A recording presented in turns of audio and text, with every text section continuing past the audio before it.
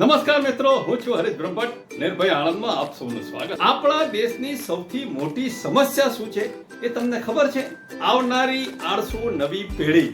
ભારત દેશની ઉભરતી નવી પેઢીને કોઈ પણ જાતની મહેનત વગર લાખો કરોડો રૂપિયાના સ્વપ્નો જોવા છે.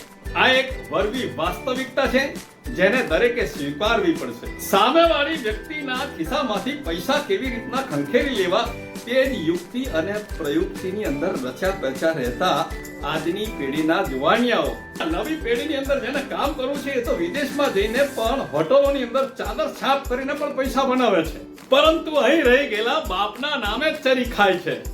નેતાઓના, ઓફિસરોના, પોલીસના વચેટિયાઓ કે વહીવટદાર બની અને વટ મારવો છે આખો દિવસ, બીજું કાંઈ કામ કરવું નથી.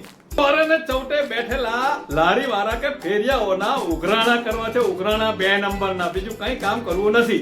ટ્રસ્ટો, મંડળો કે મંદિરોમાં પ્રમુખ, ઉપપ્રમુખ કે વહીવટદાર બની ભગવાનના નામે પણ પૈસા બનાવવાની છેતરપિંડી તો કરવાની ને કરવાની. આ રસ્તા કે ચોતરા પાસે બાઈકો, ગાડીઓમાં મોટા હોર્ન કે ગીતો વગાડી છાટકાગીરી સિવાય બીજું કશું કોઈને થાવતું જ નથી. ભારતનું ભવિષ્ય જો ઉજળું બનાવવું હોય ને તો આવનારી નવી પેઢીને માતા પિતાએ જાતે જ પોતાના બાળકોને આવી બધી પ્રવૃત્તિઓથી દૂર રાખવા જોઈએ.